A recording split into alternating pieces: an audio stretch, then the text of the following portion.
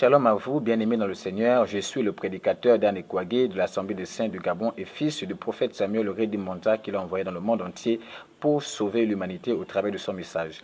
Alors, bien-aimés dans le Seigneur, j'aimerais partager avec vous un thème qu'il a prêché.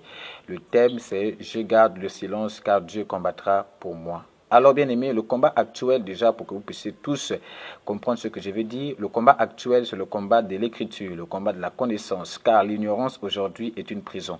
Celui qui ne connaît pas sera vaincu par Satan. Remarquez, la Bible nous fait comprendre que dans Matthieu 4, Jésus a combattu face à Satan et l'a vaincu. La Bible dit même que Satan le laissa. Mais qu'est-ce qui a poussé le démon, c'est-à-dire Satan, à laisser Jésus-Christ? C'est simplement parce que Jésus a riposté au travers de la connaissance de la parole. Satan a dit, il est écrit, Jésus a répondu, il est aussi écrit. Et aujourd'hui, combattre Satan sans connaissance, combattre Satan sans écriture, c'est un combat sans règles, car l'apôtre Paul dit, un soldat, un athlète ne peut pas combattre sans respecter les règles. Et aujourd'hui, une certaine femme, Maman Olanki, ainsi que beaucoup de faux prophètes comme Tibi Joshua, nous ont amenés dans un combat charnel où aujourd'hui, ils frappent les démons en transpirant. Alors la Bible nous fait comprendre que notre combat est spirituel. Le combat spirituel n'a pas besoin de nos membres, n'a pas besoin de notre intellect, n'a pas besoin de notre transpiration, a simplement besoin de la parole de Dieu en nous. C'est pourquoi la Bible nous fait comprendre dans le livre de 1 Jean que vous les avez vaincus par celui qui habite en vous. Il dit, je vous écris, jeunes gens, parce que vous avez vaincu Satan par la parole de Dieu qui habite en vous. Lorsque la parole de Dieu habite en vous et que vous l'exprimez dans le combat avec Satan, vous serez vainqueur comme Jésus l'a fait. Et Satan va vous laisser. Donc, bien aimé dans le Seigneur, le combat actuel, c'est celui de la connaissance des Écritures, car l'ignorance est une prison. Je le répète bien, l'ignorance est une prison.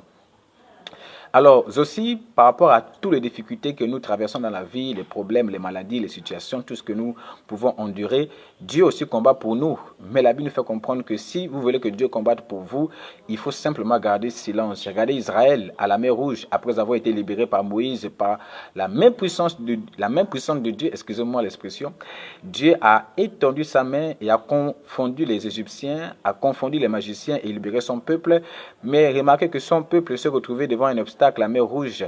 La Bible nous fait comprendre que devant eux, il y avait la mer Rouge et derrière eux, les Égyptiens qui venaient avec fureur pour les empêcher, n'est-ce pas, de fuir l'Égypte. Et la Bible nous fait comprendre que Moïse, inspiré par le Seigneur, leur a dit, gardez silence car le Seigneur combattra pour vous. Lorsqu'ils ont gardé silence, le Seigneur a ouvert la mer Rouge et a vaincu les Égyptiens qui venaient derrière eux. Et je crois que chacun d'entre nous, si nous gardons le silence par rapport à nos difficultés, Dieu, la parole, finira par avoir raison de nos problèmes.